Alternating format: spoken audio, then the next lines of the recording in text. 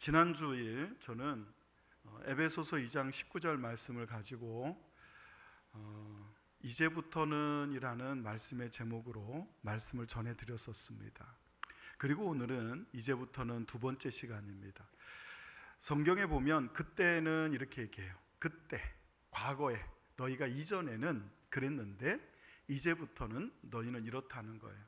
여러분, 이 인생의 터닝 포인트, 뭔가 내 인생의 획기적인 전환점이 되는 때가 있거든요.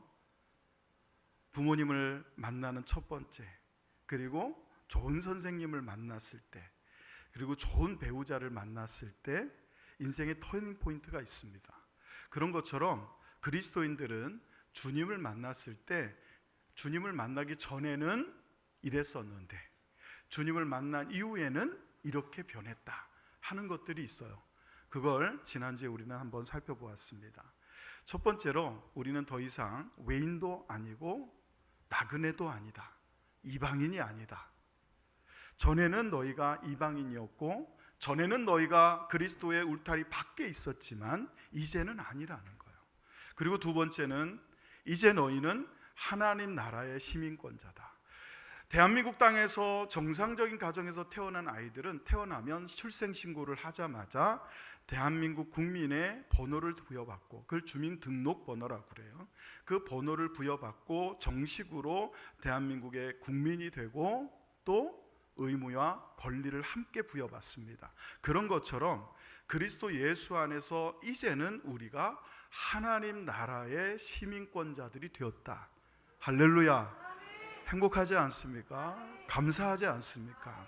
어쩌다가 우리가 주님을 알게 되고 주님을 믿어서, 물론 하나님의 섭리요 주권이요 예정이고 선택이었지만 정말 생각해보고 돌이켜보면 우리가 예수님 만나지 못했다면, 우리가 거듭나지 못했다면 여전히 울타리 밖에서 태풍을 맞아야 하고 그리스도 밖에서 외인으로 나그네로 그렇게 정처 없이 떠돌아다니는 인생을 영적으로 말이죠, 그렇게 살아왔어야 한 우리들을 그리스도께서, 하나님께서 은혜와 십자가의 공로와 능력으로 하나님의 가족 되게 하신 줄로 믿습니다.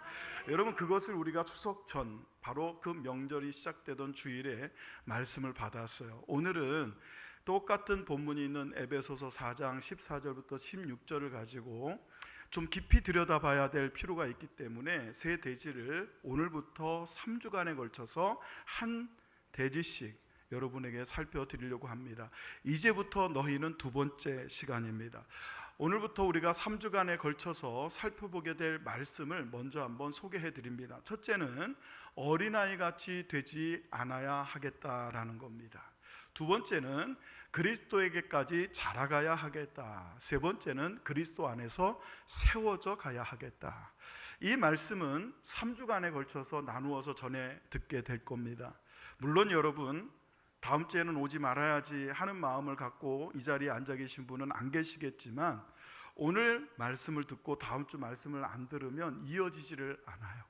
그러니까 앞으로 3주는 아프지도 마시고 죽지도 마시고, 할렐루야, 꼭 하나님 말씀 앞에 서기를 예수의 이름으로 축원합니다.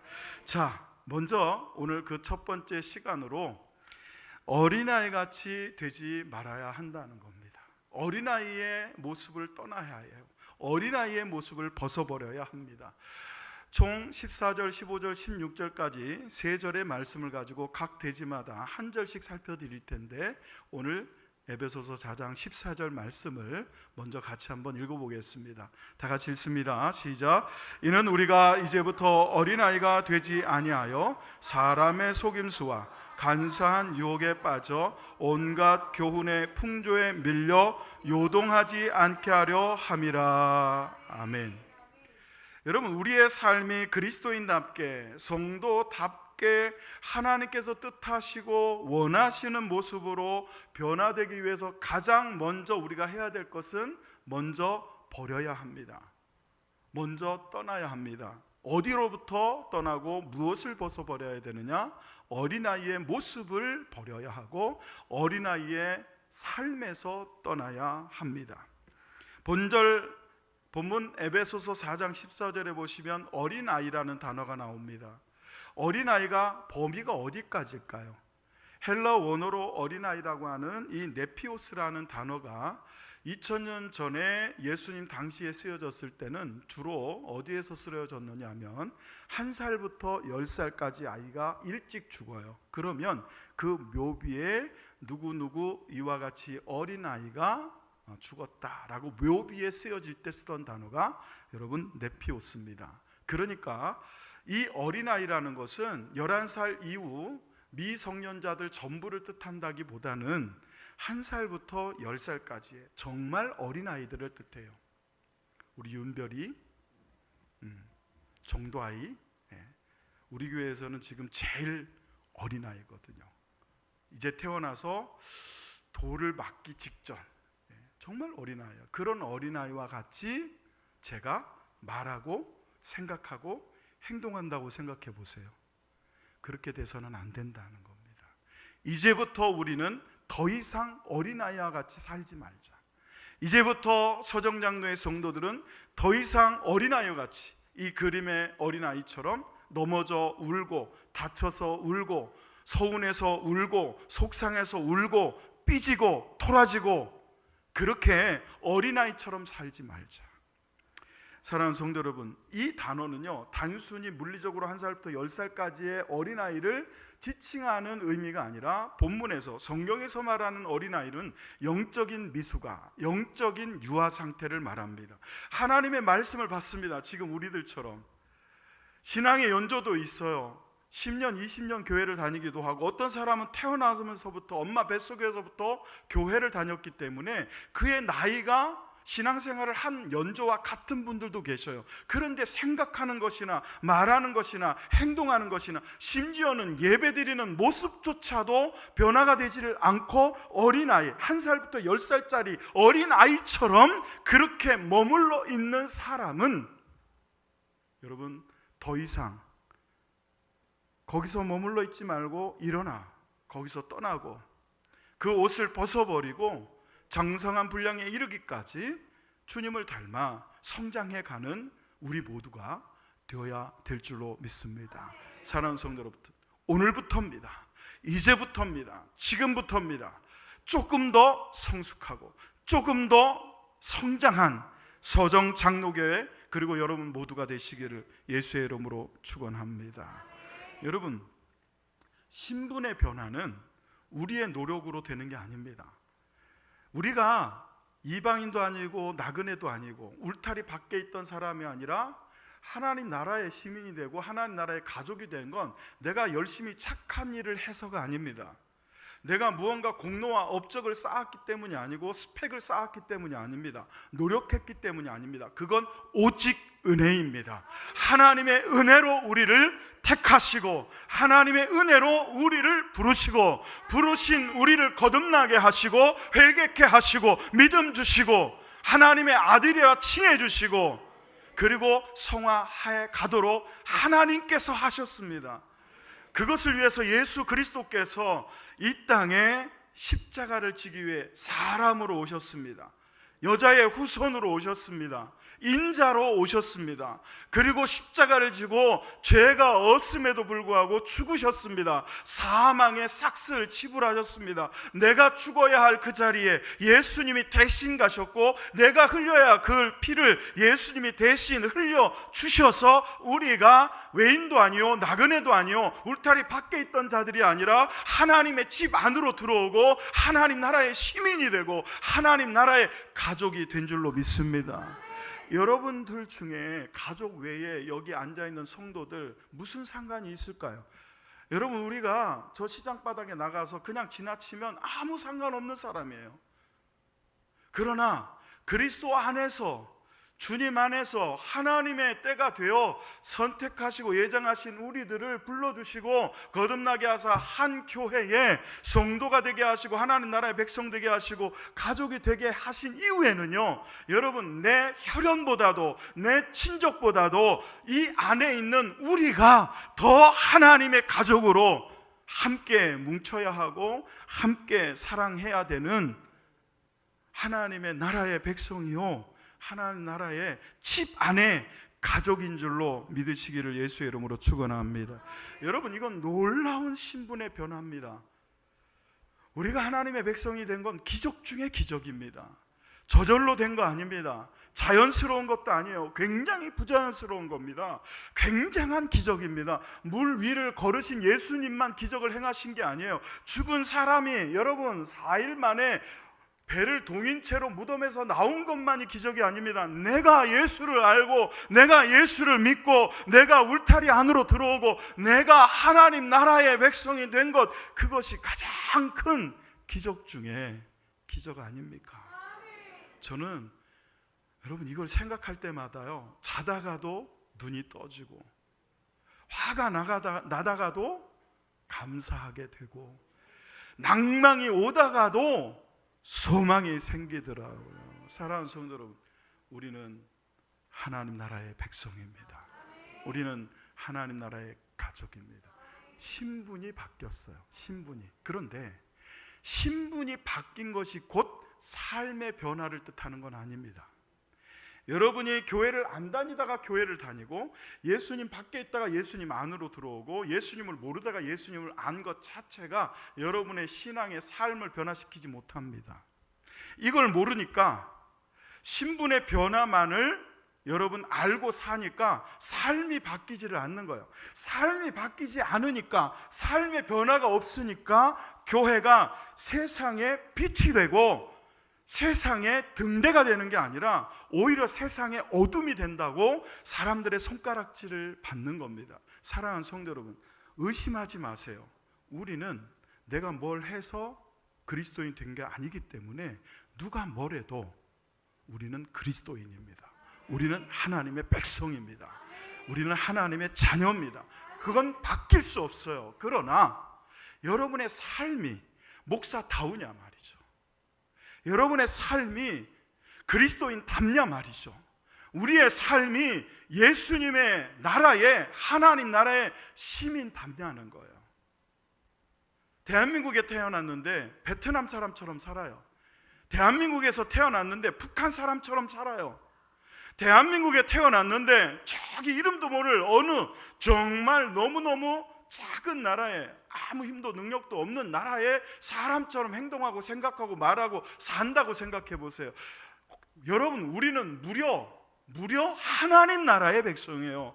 그러면 하나님 나라 백성답게 이제는 신분의 변화가 아니라 삶의 변화가 우리 안에서, 아니 나로부터 일어나고 시작되어야 될 줄로 믿습니다. 여러분, 그렇게 우리의 삶이 변화되기 위해서는 여러분 이제부터 해야 될 게 3가지가 있다는 거예요. 그 중에 오늘 첫 번째가 뭐냐면 먼저 버려야 한다는 거예요. 떠나야 한다는 거죠. 그게 바로 여러분 어린아이와 같은 우리의 연약함을, 우리의 영적 미숙함을 버려야 한다는 거예요. 자, 어떻게 버릴 것이냐, 어떻게 어린아이의 모습에서 떠날 것이냐. 그러기 위해서는 먼저 우리에게 어떤 것이 어린아이와 같이 살도록 하느냐를 생각해 봐야 됩니다. 본문에서는 이걸 또 3가지로 얘기합니다. 먼저 오늘 본문 에베소 4장 14절을 다 같이 한번 읽어보겠습니다. 시작.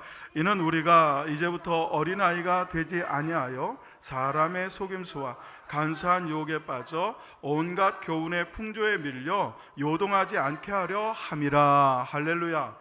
여기 보시면 사람의 속임수라는 단어가 나옵니다. 이 사람의 속임수가 우리를 나이가 50이 되고 60이 되고 교회를 20년 30년 그렇게 다녔는데도 어린아이처럼 신앙생활을 하게 한다는 거예요. 이 속임수가. 여러분, 이 속임수라는 쾌베이아라는 단어는 원래 주사위를 던지다라는 뜻입니다. 주사위를 던지다. 여러분, 주사위를 왜 던질까요? 고대에는요, 주사위를 무언가를 결정하거나 어떤 놀이를 할 때, 숫자가 높은 사람이 여러분 작은 사람의 것을 취할 때 이 놀이에 쓰던 도구가 주사위. 그 주사위를 던진다. 여기서 속임수, 사기라는 의미를 갖게 되었어요. 왜 이게 주사위를 던지는 게 왜 속임수고 왜 사기가 되었을까요? 그건 한국 사회에서 사용하는 단어를 생각해 보면 돼요. 야바이라고 들어보셨습니까? 야바이. 여러분, 이게 속어이지만 사실은 우리나라에서 어떤 뜻이냐면 옛날에 이런 어떤 시장, 저작거리에서 작은 구슬이나 또는 돌 이런 것을 가지고 컵 3개를 놓고 구슬을 놓고서는 막 돌려요. 그리고 딱 멈추고는 돈을 걸게 하죠. 어느 컵에 돈이 있을까? 사람들이 막 돈을 겁니다. 분명히 여기 있어 하고 막 걸어요. 그리고 열어보면 어때요? 없죠. 왜일까요? 쾌배이야, 속이는 거예요. 자,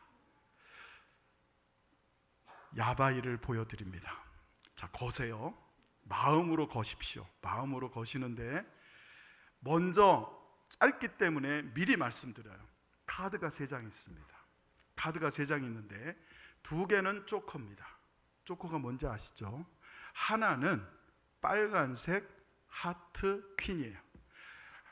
3개 중에 다른 이 빨간색 하트 퀸 카드를 골라내시면 돼요. 자, 눈 부릅뜨시고 준비되셨죠? 자, 보십시오.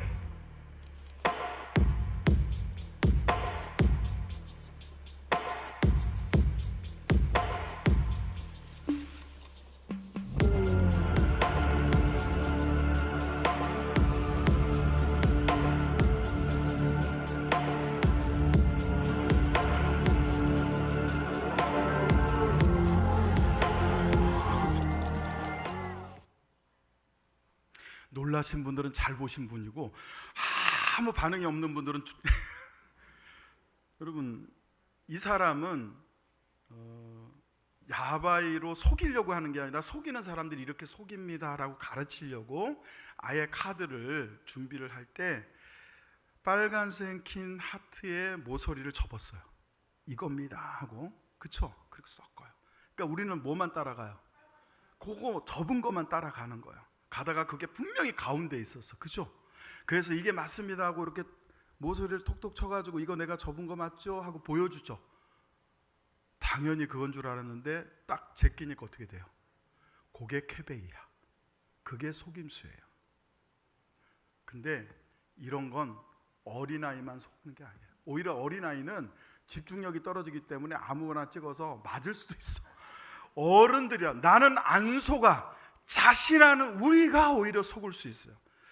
여러분, 프랑스 파리 쪽에 가면, 유럽 쪽에 가면 요즘 야바위꾼들이 그렇게 많대요. 관광객들을 대상으로 실제로 공을 손에 쥐고 컵을 3개를 놓고 공을 이렇게 놓고서는 보여주고 막 돌리다가 어느 컵에 공이 들어가 있는지 돈을 걸게 하는. 네, 한번 보세요. 유럽에 가면 흔하게 볼 수 있는 게임인 야바이. 하지만 이건 조작된 사기에 불과합니다. 야바이꾼이 공이 들어있는 컵을 찾으러 가면서 컵을 마구잡이로 섞습니다. 하지만 이미 손에 공을 빼돌렸죠. 그 어디에도 공이 없습니다. 피해자가 이 사실을 모르고 여기에 공이 있다고 돈을 걸었다면 이 손에 숨겨뒀던 공을 이렇게 치우면서 여기에 넣어둡니다. 그리고 여기에는 비어있다는 걸 보여주면서 돈을 가져가는 거죠. 그렇다고 공이 손에 있다고 말을 해버리면 뭐 잘하면 무시당하는 거고 정말 잘못되면 보복을 당할 수가 있기 때문에 구경조차 안 하는 게 상책입니다. 그리고 돈을 따는 사람들은 100% 바람잡이니까 속지 마시고요. 네, 마지막 말이 중요해요. 잘 보고 있다가 속지 않아서 여기 공이 있다라고 정확하게 찍어내면 너 속이지 않았냐고 하면 잘하면 무시당하고 잘못하면 해코지를 당한대요. 그러니까 아예 어떻게 하래요? 저런 데는 가지도 마라. 똥이 무서워서 피하냐? 네, 그렇죠. 여러분, 속임수는 이기려고 하면 안 돼요. 피해야 됩니다. 쾌배이야는 사람을 속이는 거예요. 어린아이 속이듯이 속입니다. 여러분, 절대로 안 속는다 하는 사람이 제일 빨리 속아요. 제일 크게 당합니다. 교만하지 말고, 자만하지 말고, 나는 신앙생활을 얼마나 했는데 내가 마귀에게 속겠냐, 내가 사단에게 속겠냐, 그 순간 넘어진 거예요. 선줄로 한 자는 이미 넘어진 자라 그랬어요. 항상 겸손하게, 항상 조심히, 돌다리도 두들겨보고 건너는 심정으로, 속임수가 여러분을 속이지 못하도록, 마귀가 여러분을 속이지 못하도록. 여러분, 속임수의 목적은 뭐예요? 속이는 거예요. 여러분을 어떻게든 속입니다. 그래서 은혜 받지 못하게 해요.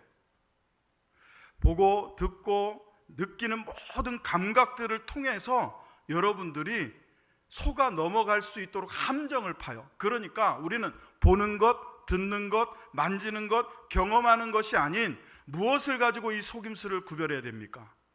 진리이신 하나님의 말씀으로. 할렐루야. 그래서 말씀이 있어야 안 속는 거예요. 두 번째로 여러분 에베소 4장 14절을 또 읽어볼까요? 시작. 이는 우리가 이제부터 어린아이가 되지 아니하여 사람의 속임수와 간사한 유혹에 빠져 온갖 교훈의 풍조에 밀려 요동하지 않게 하려.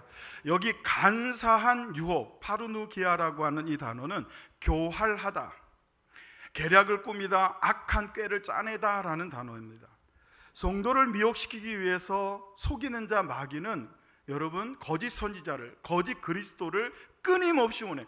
2000년 전에도 보냈어요. 2000년 전에도, 지금도 보내고 있습니다. 여러분 오늘날 우리가 생각하는 이단들이 있잖아요. 우리가 알고 있는 이단들, 그 이단의 세력들이 옛날에는 숨겼어요, 가렸어요. 근데 요즘은요 드러내놓고 포교 활동을 해요. 자, 신천지에서 간부로 활동했던 한 사람이 신천지를 탈퇴한 후에 그들의 교활함을 고발하는 영상을 CBS 기자와 인터뷰를 하는 식으로 찍었어요. 한번 보시죠.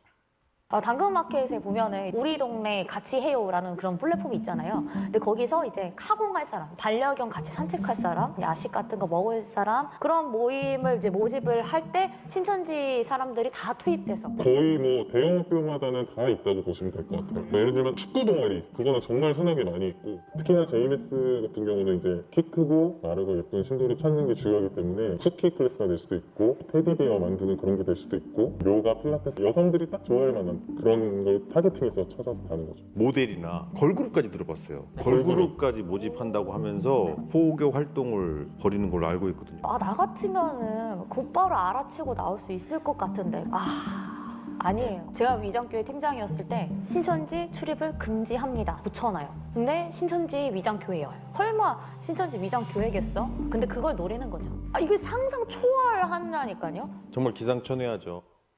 정말 기상천외하죠. 네. 정말 놀라운 방법으로 사람들을 꼬드. 여러분 신천지는요 예수 안 믿는 사람 접근 안 합니다. 예수 믿는 사람에게 접근해요. 여러분에게 접근하는 거예요. 왜? 속여서 뺏으려는 거죠. 한때 우리 교단 안에도요 몇몇 큰 교회들에 신천지 교인들이 침투를 했어요. 신천지 교인들이 침투를 하면 어떻게 하냐면 굉장히 봉사 열심히 합니다. 그리고 헌신도 많이 하고, 그러다가 한 사람 두 사람 교회를 비판하게 해요. 목사를 비판하게 합니다. 자기 편을 만듭니다. 그리고는 한두 사람이 아니라 한 구역 전체를, 한 교구 전체를 들고 나가버려요. 그래서 하도 피해가 많으니까 저희 교단에서도요 교단 정책상 여러분 신천지 아웃이라는 포스터를 만들어 가지고 교회 입구에 붙여놓게 했어요. 이 얘기예요. 그거 붙어 있으면 신천지 교회가 아니겠거니 하고 들어온다는 거예요. 근데 그걸 붙이고 신천지 교회예요. 간사한 유혹. 여러분 사단은요 어떻게 생겼을까요? 여러분 사단을 한번 그려보세요. 머릿속에 아이들 보고 사탄 마귀 그리라면 어떻게 그린지 아시죠? 어떻게 그릴까요? 일단 뿔이 있어야 돼. 뿔도 날카롭고 길어야 돼. 뾰족해야 돼. 그리고 꼭 뭘 들어? 삼지창 들어야 돼요. 그리고 꼭 뭐가 있어? 꼬리가 있어요. 색깔은 빨간색 아니면 검은색이야. 근데 성경에 보면 사탄은 절대로 그런 모습으로 나오지 않아요. 여러분 사탄이 난 사탄이다 하고 오면 여러분 중에 누가 속겠어요? 아무도 안 속죠. 근데 어떻게 온대요? 광명한 천사, 빛나는, 아주 그냥 환하게 빛나는 천사의 모습으로 온다니까. 그게 뭐예요? 보는 거예요. 듣는 거예요. 감각이에요. 여러분 하나님을 믿는 신앙은 감각에 의지하시면 안 돼요. 말씀에 의지해야 돼요. 말씀에 의지하셔야 돼요. 근데 신천지가 불경 갖다 놓고 예수 전하면 누가 거기로 가겠어요? 성경 갖고 가르쳐요. 신천지도. 심지어는 통일교도 성경을 근거로 말씀을 가르쳐요. 여러분 제가 이제 신천지를 연구를 하려고 좀 이렇게 들여다보니까 유튜브에서 알고리즘을 타고 신천지 교회 예배 영상이 왔어. 한 수천 명이 아무튼 막 모여가지고 젊은 애들이 가운 입고 막 찬양을 하는데요. 어머니께 돌아가자 이래요. 아버지께가 아니고 여호와께가 아니고, 그것만 싹 바꿔서 여호와께가 아니고 어머니께 돌아가자. 안산홍 교회. 안산홍이라는 남자가 하나님 아버지였는데 죽어버렸어. 그럼 무너지고 끝나야 되잖아. 그랬더니 이제 그 부인이 어머니가 됐어. 하나님 어머니가 됐어. 그래서 그 교회는요, 여호와께 돌아가자가 아니라 안산홍의 부인이었던 그 어머니께 돌아가자. 그 젊은 애들이, 지웅이, 승정이, 희원이, 희민이 같은 이 대학생들이 옷 쫙 입고 눈물 줄줄 흘리면서 우리보다 더 뜨겁게, 더 감격스럽게 손 다 들어라 말할 필요도 없어요. 손 들고 어머니께 돌아가자. 여러분은 신천지랑 만나면 성경 놓고 이길 자신 있어요? 지난주에 주일 예배를 끝났는데 빨리 끝나고 나도 할렐루야 빨리 끝나고 명절 떠나고 싶은데 한 분이, 우리 교회 교인도 아니에요, 상담을 하자고 일부러 와서 기다리고 앉아 있는 거예요. 앉아서 2시간을 상담을 했어요. 평생 3명의 친한 친구가 있었대요. 3명 너무너무 친했대. 근데 어느 날 이분이 이제 교회를 다니기 시작한 거예요. 그래서 자기가 교회를 다닌다니까. 그 전에는 건들지도 않고 있다가 교회를 다닌다니까 그 중에 둘이 다 신천지더래. 득달같이 달려들어가지고 뭐 이러니 저러니 성경 얘기해주고, 너 그렇게 성경도 모르고 뭐 그런 기성교회는 다, 일단은 기성교회의 1번 마귀가 누구냐? 목사예요. 신천지는 제가 마귀야. 1번이야 1번. 대장마귀, 그 쫄개마귀들 막 이렇게 부교육자들 있고. 생각에 막 이분은 그래도 신천지는 아닌 것 같은데, 그래 그렇게 성경이 좋아? 한번 가보자고 갔대. 또 이분은 따라갔대요. 가가지고 교육을 받은 거야. 받고 왔는데 영 아닌 것 같더래. 그래서 자기가 다니는 교회, 큰 교회예요. 백석교단이 제일 큰 교단이야. 교회예요. 그 교회를, 죄송해요 이렇게 얘기하면 안 돼. 갔는데 물었더니 바쁘셔서 그랬겠죠. 안 가르쳐 주시더래요. 그건 뭐 따지냐고 그러고 그냥 다니라고 그러더래. 또 다른 교회도 또 갔는데 또 그러더래. 그래서 저희 교회에 왔대요. 그런데 어떻게 그냥 돌려보내요.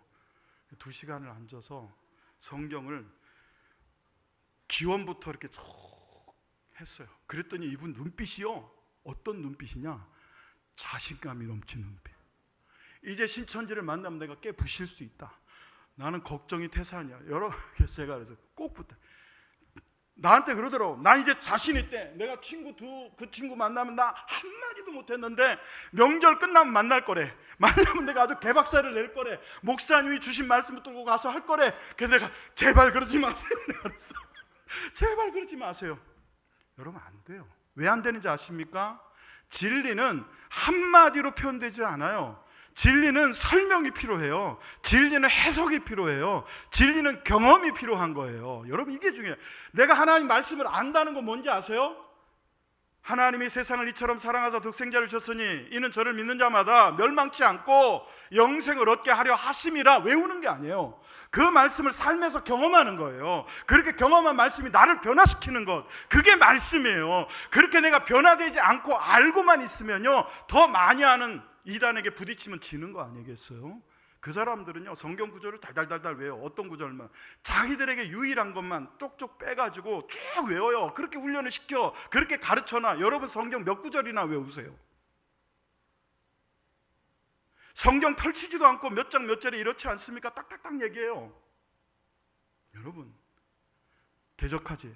대적하라는 건 뭐냐면 맞서 싸우라, 그 사람들과 논쟁하라는 뜻이 아니에요. 여러분 간사한 유혹에 넘어가지 않도록 준비가 되려면 일단은 내가 신분이 변화됐다는 확신을 가져야 돼요. 네가 뭐라 그래도 예수님이 구세주다, 하나님의 은혜로 나는 구원받았다, 이만희가 아니라, 할렐루야, 안산홍이가 아니라 예수만이, 할렐루야, 그리스도라는 확신, 그것이 나의 신분을 변화시켰다는 확신이 있으셔야 돼요. 두 번째는 뭐냐면 삶이 변화가 되면 여러분의 삶의 모습을 보고 신천지도 돌아오는 거예요. 아세요? 여러분과 논쟁해서 그 사람을 이겨가지고 그 사람이 졌다 하고 돌아오는 게 아니라, 야, 진짜 예수를 믿는 사람은 너처럼 믿어야 되는구나, 할렐루야. 그게 우리의 전도가 되고, 그게 우리의 믿음이 되고, 그게 우리의 능력이 될 때, 할렐루야, 서정 장로교회와 우리는 세상의 빛이 되고 등대가 되고 소금이 될 줄로 믿습니다. 저 사람 분명히 교회 다니는데 왜 저렇게 살지? 하면 여러분이 성경을 아무리 잘 알아서 그 사람을 성경으로 설득하고 성경으로 이겨 먹어도 그 사람 절대로 돌아오지 않습니다. 전도 안 되는 거예요. 진정한 전도는 내가 변해서 너의 변한 모습을 보니 너를 변화시킨 예수님, 너를 변화시킨 하나님을 나도 믿고 싶다. 그렇게 되기를 예수의 이름으로 축원합니다. 그러려면 어린아이의 모습을 버려야 돼요. 작은 돌에 넘어지고, 여러분 좀 큰 돌에 넘어지면 이해가 돼요. 근데 덫에 넘어지면 이해가 돼요. 근데 요만한 돌에 넘어져요. 아무것도 아닌 일에 섭섭해, 서운해, 그리고 여러분 속상해, 낭망돼, 실망돼, 절망돼. 왜? 하나님 나라의 백성인데, 왜 하나님 나라의 시민권자인데, 왜 하나님이 우리를 은혜로 구원하셨는데 왜 그따위 것들에, 왜 그런 것들에 넘어지고 그런 것에 속고 그런 것에 유혹에 빠져 넘어가느냐? 삶이 변화되지 않았기 때문에, 삶이 변화되지 않았기 때문이에요. 교회 와서 주일날 예배는 드려요. 말씀도 듣기도 하고 찬양도 해요. 기도도 해요. 노래를 좋아하는 사람은 찬양하기 좋아하니까 찬양을 하루 종일 해도 여러분 좋아요. 그런데 삶이 변화가 안 돼. 예수가 나를 변화시킨 게 요만큼도 없어. 여러분, 예수님이 나 같은 자를 변화시켰다는 확신이 내게 있으면 그 어떤 속임수도 우리를 속여 넘어가게 하지 못해요. 그 어떤 유혹도 우리를 유혹할 수 없는 줄로 믿습니다. 놀랍게도요, 예수님 당시에도 이런 자들이 있었어요. 한번 읽어볼까요? 시작. 거짓 그리스도들과 거짓 선지자들이 일어나 큰 표적과 기사를 보여 할 수만 있으면 택하신 자들도 미혹하니라. 여러분, 예수님이 보리떡 5개와 물고기 2명, 5병 2어로 여러분 5,000명을 먹고도 12강주리를 남기는 모습을 여러분들이 현장에서 봤다고 생각해 보세요. 현장에서 내가 그걸 먹었어. 그리고 그게 강주리가 막 쏟아져 나와가지고 남은 것을 모아둔 것을 여러분이 보았다고 생각하면 예수 안 믿겠어요? 예수 안 따라가겠어요? 그러니까 예수 따라갔던 거예요. 근데 그 따라갔던 사람들이 예수를 십자가에 못 박아라, 예수를 십자가에 못 박아라. 왜? 더 이상 표적을 보이지 않으니까, 더 이상 기적을 보이지 않으니까. 여러분, 예수님은 표적을 보이시는 분이 아니라 표적, 사인을 통해서 하나님 나라를 보이시는 분이에요.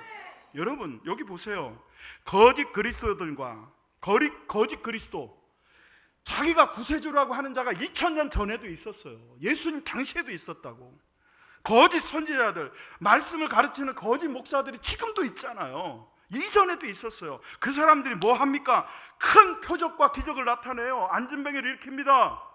마술처럼 눈속임으로 사람들에게 평상시에 자연적으로 일어나지 않는 자연현상을 뛰어넘는 어떤 기적 같은 현상들을 일으킨단 말이에요. 그걸 보고 따라가는 사람은 반드시 속임수에 빠지고 유혹에 넘어지고 요동하여 흔들린단 말이에요. 여러분, 우리는 표적을 따라가는 자가 아니라 기적을 따라가는 자가 아니라 예수 따라가고 말씀 따라가고 믿음 따라가고, 할렐루야, 말씀을 따라가야 돼요.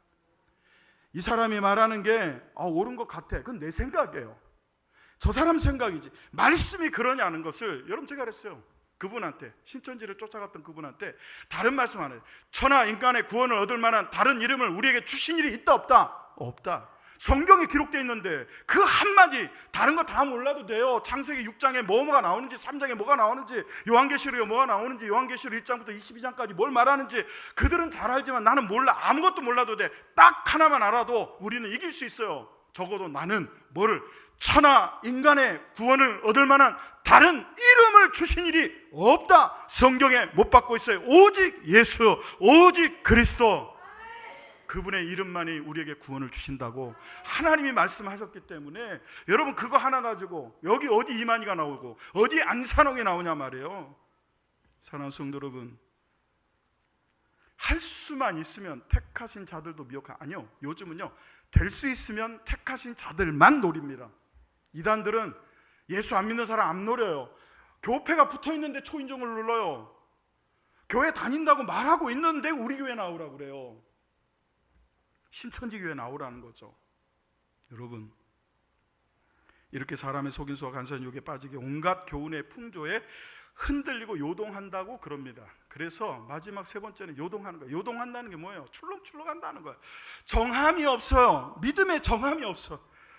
그냥 부표처럼 떠돌아다니는 거예요. 그렇게 울타리 밖에서 떠돌아다니던 외인 같던, 여러분 나그네 같던 우리들을 주님이 긍휼히 여기시고 불쌍히 여서 문 열고 태풍 몰아치는 그 밖에 있지 말고 그 울타리 밖에서 방황하지 말고 들어오너라. 여기 와서 나와 함께 밥을 나누고 식사를 하누며 사랑을 나누자꾸자 하고 문을 열어놓으셨어요. 그렇게 문이 열렸을 때 여러분, 예수님 감사합니다, 나 같은 자 불러주셔서 감사합니다, 믿음으로 아멘하고 들어가 쉬시면 여러분, 예수님은 나와 함께 더불어 먹고 나는 그와 함께 더불어 먹으리라.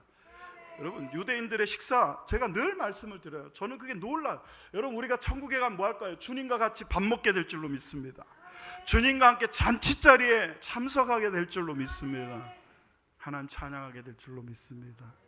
그걸 이 땅에서부터 해요, 그 사람들은. 그래서 유대인들은요, 아무나 하고 밥 안 먹습니다.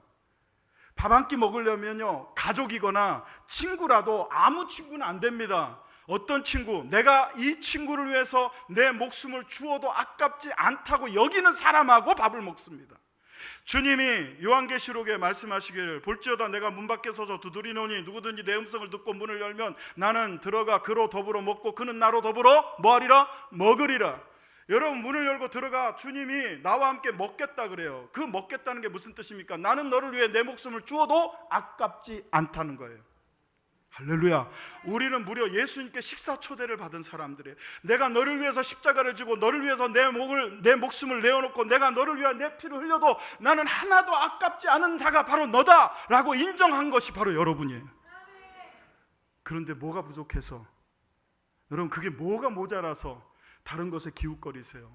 사랑하는 성도 여러분, 속임수에 넘어가지 마시고 간사한 유혹에 넘어가 온갖 교훈의 풍조는 바람이에요. 그냥 이게 어려운 말인데 그냥 헬라어로 보면 그냥 바람. 온갖 교훈이 바람처럼 여러분 귀에 들려와요. 막 이것이 옳다, 저것이 옳다, 이렇게 해야 된다, 저렇게 해야 된다, 이렇게 살아야 된다, 저렇게 살아야 된다, 너는 왜 그렇게 사니, 너는 왜 그렇게 믿니, 너는 왜 그 교회 다니니, 너는 왜 그러니, 이런 온갖 교훈이 인간의 이성으로 그렇구나, 아 맞다, 그렇구나 할 만한 것들로 여러분을 유혹한단 말이에요. 성경이 어렵죠. 어려워요. 못 알아듣겠어. 무슨 말인지 모르겠어. 선악과는 도대체 뭐고 타락은 왜 타락했는지 실천지 가면 가르쳐 준다는 거예요. 이건 성적인 타락을 의미합니다. 선악과는 여성의 성을 말합니다. 아담이 그것을 여러분 범했다는 것입니다. 그랬더니 눈이 밝아졌다는 거죠. 여러분 똑같습니다. 지금 보세요. 세상이 얼마나 성적으로 타락해 있습니까 하면서 접근해요. 아 그렇구나. 그렇긴 뭐가 그래요. 선악과는요, 여러분 하나님이 창조주라는 걸 기억하게 하는 장치예요. 선악과는 선악과를 먹는 순간 하나님과 분리된다는 것을 여러분 규정하고 있는 행위 언약이지만, 그 행위 언약을 통해서 하나님 뭘 말씀하시는 거냐면 선악과를 먹지 말라가 아니라 선악과를 만드신 하나님을 기억하라는 거예요. 여러분 일주일 내내 예배를 해야 되는데 왜 주일날 예배합니까?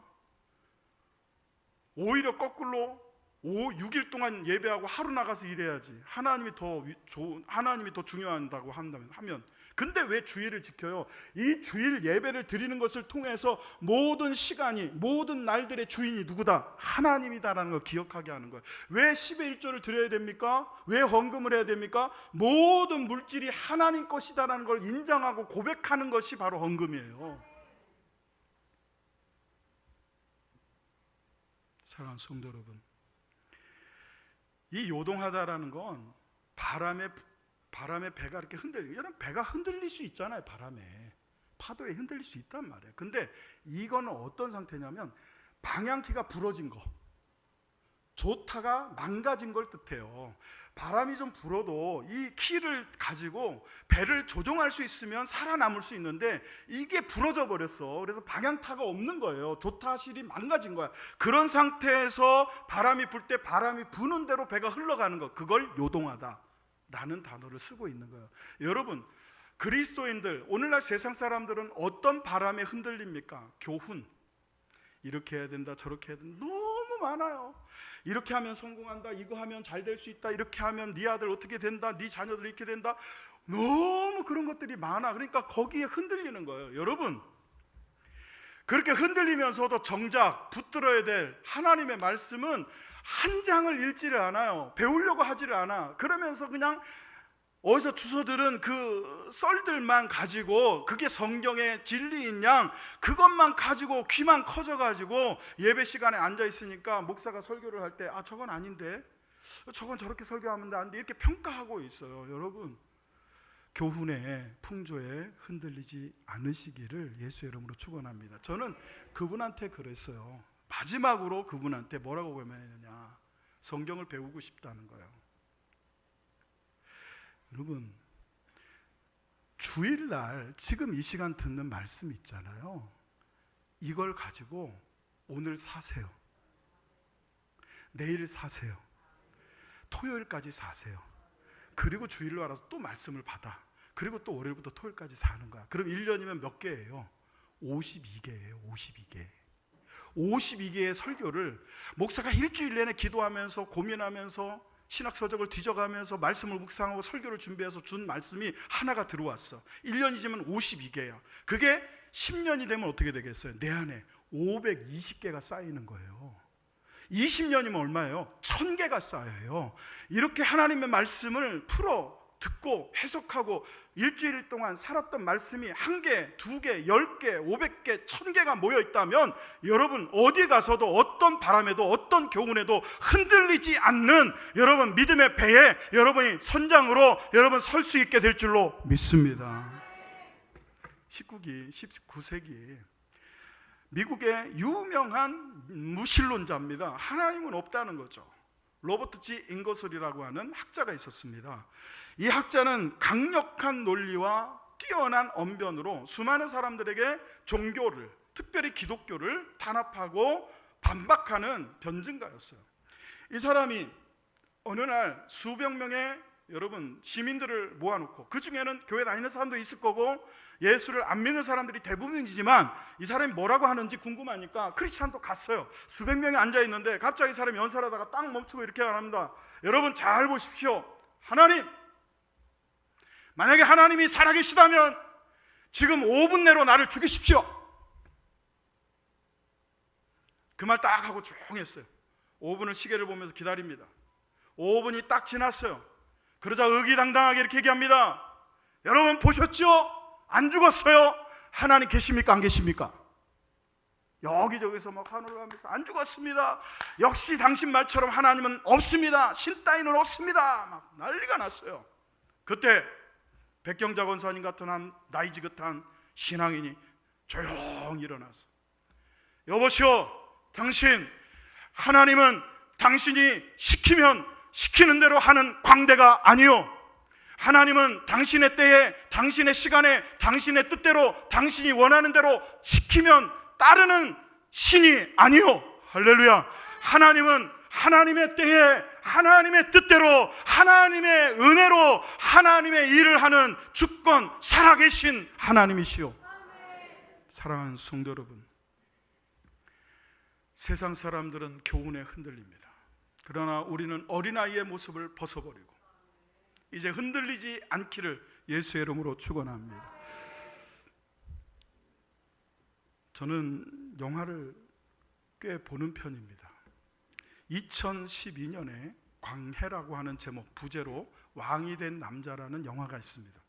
우리 젊은 청년들도 안 보신 분들은 꼭 보십시오. 후회하지 않습니다. 여러분 어른들도 혹 시간을 내서 볼 시간이 있거든 꼭 보십시오. 적극 추천합니다.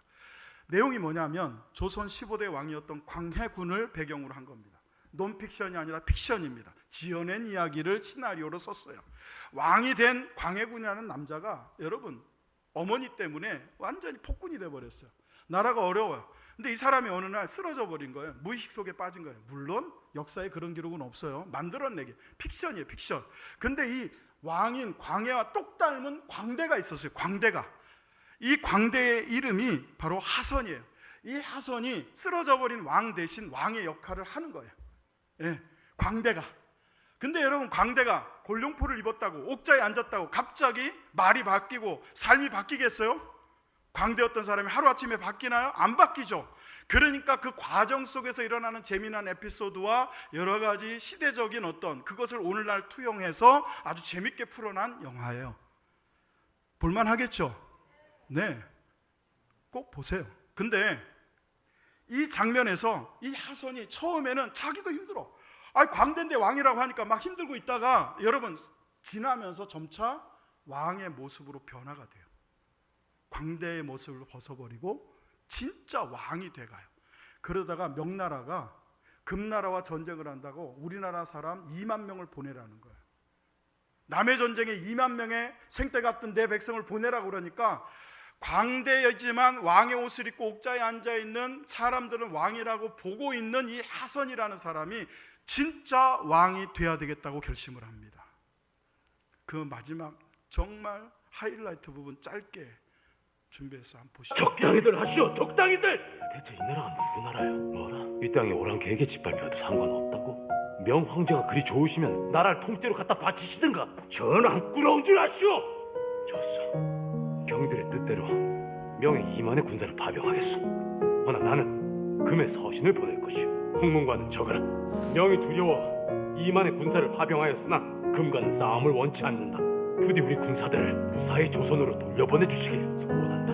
4대의 명분을 저버리고 오랑캐에게 손을 내밀다니요. 그깟 4대의 명분이 뭐요? 도대체 뭐길래 2만의 백성들을 사지로 내몰라는 것이? 임금이라면, 백성이 지압이라 부르는 왕이라면 빼앗고 훔치고 빌어먹었지언정 내 그들을 살려야겠어. 그대들이 죽고 못 사는 4대의 예보다 내 나라 내 백성이 10갑절 100갑절은 더 소중하오. 광대예요.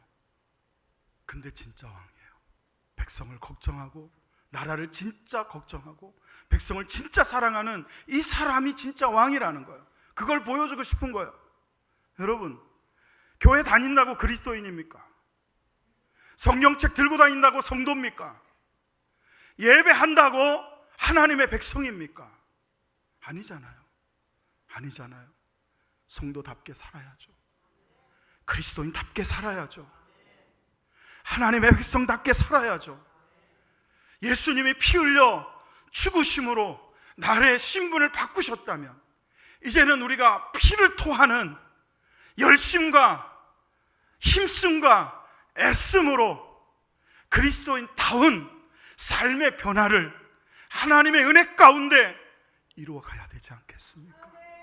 그렇게 될 때 이 땅에 있는 교회가 돈만 바라는, 교회만 크게 짓는, 지들끼리만 좋은, 그렇게 끼리끼리 모이는, 사람들에게 손가락질 받는 교회와 성도가 아니라 정말 이 교회는, 이 나라의 교회들은 예수님을 닮아 사랑하는구나, 섬기는구나, 아끼는구나, 변화되었구나 인정받는 서정 장로 교회, 그리고 저와 여러분 되시기를 예수의 이름으로 축원합니다.